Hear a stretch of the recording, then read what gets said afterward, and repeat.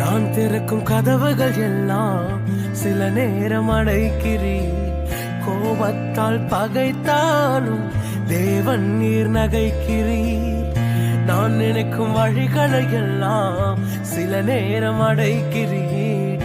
கண்ணீரால் புலம்பினாலும் என்னை நீர் அணைக்கிறீர். அடைத்ததின் காரணம் கூட நான் கற்றுக்கொண்டேன். வேண்டுவதை பார்க்கிலும் அதிகமாய் பெற்றுக்கொண்டேன். அடைத்ததின் காரணம் என்று நான் கற்றுக்கொண்டேன்.